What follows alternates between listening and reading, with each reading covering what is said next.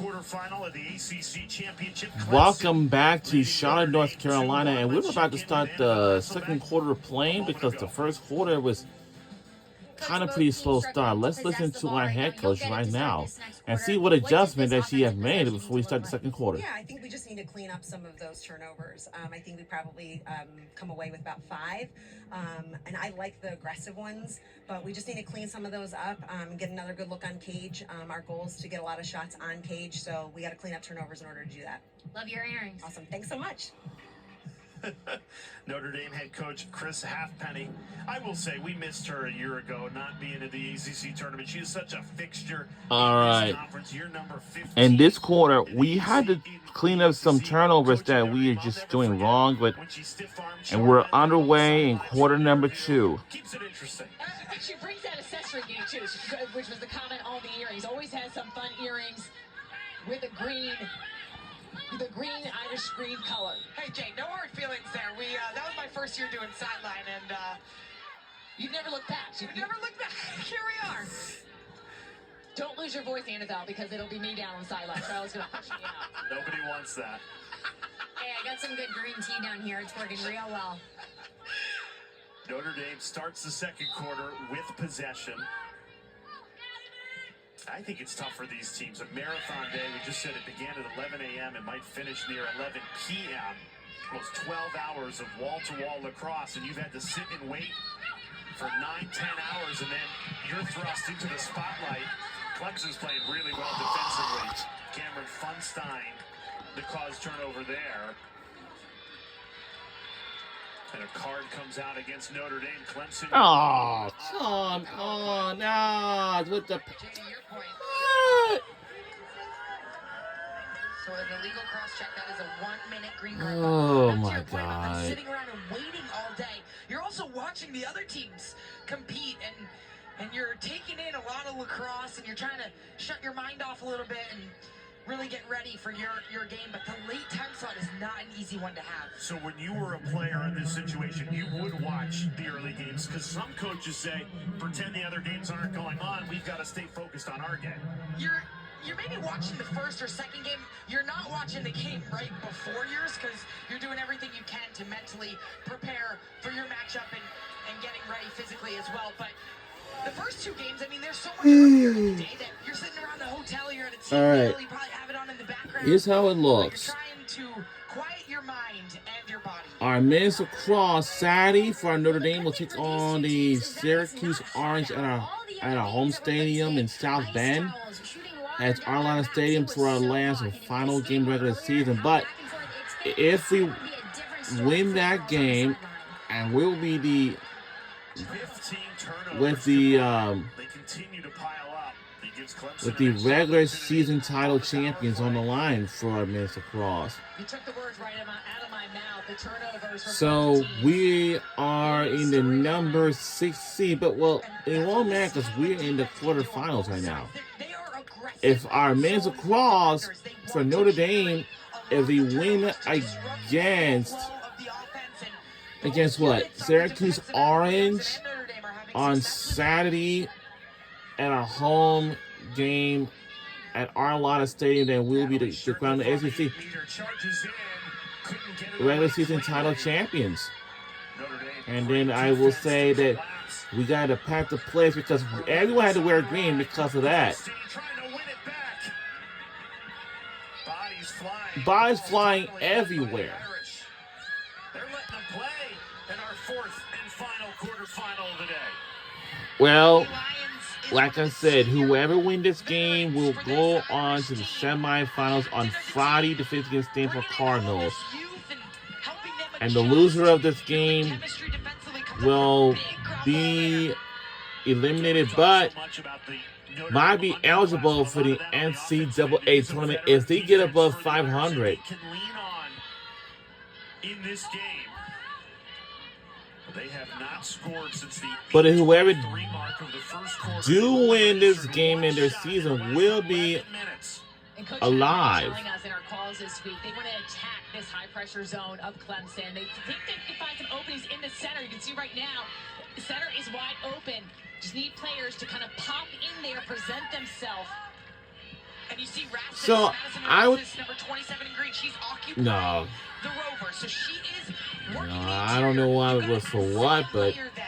When she occupies and there's brings only the one rover thing away, that you've got to send more cutters or skip the ball over her head, like you see right here. Shot clock down to 5.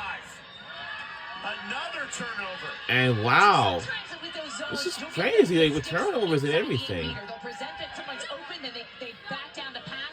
This time It is Clemson a- on the round the perimeter. it is a They're getting the blocks before it even enters into that 8 meter area. Great defensive effort. So Notre Dame on the season averages 11.5 turnovers. They already have 9. and picked it up and turn it over. Back. Clemson just committed their 8th. All right, we had to clean up with those turnovers because it's not looking good at all.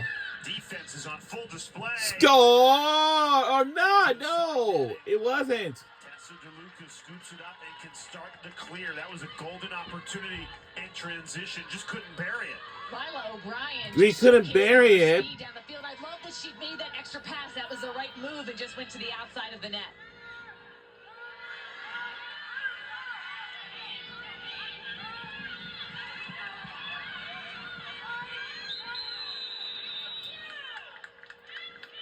Off-ball foul called.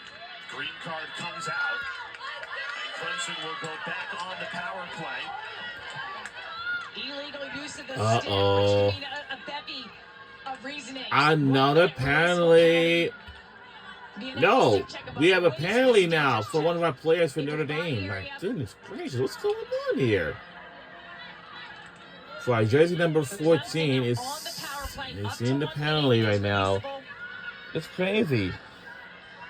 If you receive 2 yellow cards, you'll be officially removed from the game. So you don't want that to happen. That goes for every other teams What do you in the attribute conference. You know, it's to all a the tough turnovers one. in this game, Charlotte? It's just been the perimeter pressure. Look at the way the defense is flying around with their sticks up. It is really hard to beat a zone defense because they play physical. Wide open in the soft spot. And of did the it Lemon score? zone. It was for Clemson. Pushes in on the power play to make it 3-1. Oh, not that music thing. Come on. Handling the pressure on the perimeter is step number 1. Continuing to move your feet. And it's the lefty Emma Penchik who finds Brooke Goldstein. Those cross-field lanes will be open if you continue to have elite spacing offensively, especially when you get the power play opportunity. It's the extra second that Goldstein takes there, right on the doorstep. Gets the shot off before the zone collapses, but an extra second to really place it where Patterson can't get to it. That was a beautiful pass by Penchek. A long pass, gets it into Goldstein. And Emma Penchik is a freshman. She came in as the number 2 overall recruit, second to Alexis Spallina. But Penchik has been such a bright spot in the midfield. She's a lefty two-way midfielder. That is so rare. And it opens up the offense when you have someone like her as a threat to go in transition on the left Look side at- and someone who can really see the field from that elbow. Great hustle by Tegan Scott. The freshman, Charleston, South Carolina native, 28 in white. She has flown all over the field for Clemson, been remarkable this season in her first year of college lacrosse.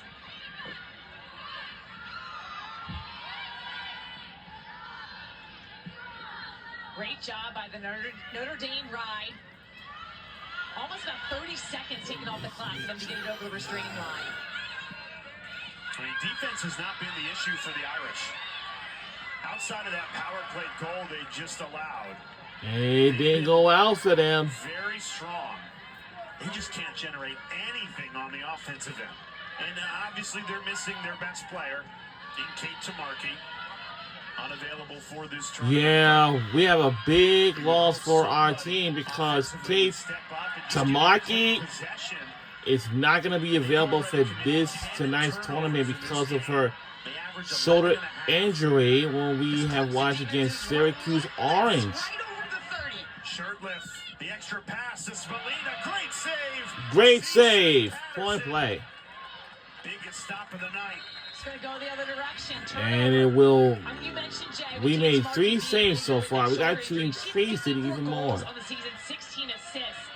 Took the most shots of anyone on this team. That happened just in the last game, or in that Syracuse game. There she is, Tamarki in the sling. Yeah. Her team's up on the sideline. Yeah, that was She is a Kate junior. Tamarki, She has so yes. much experience. She's taken such a big jump into the role that she's had this season. So you're wondering if they're missing that veteran presence on the offensive end to really calm that unit down. I think they definitely are, and she takes the majority of the shots on the team too. Goldstein had the backup.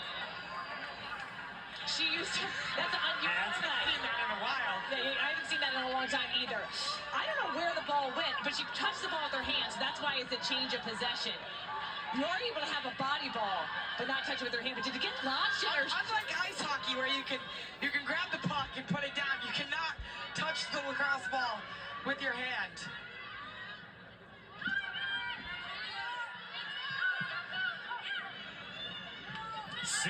Minutes without a goal for Notre Dame. Trying to unlock this Clemson defense, and it's another turnover. Guess who?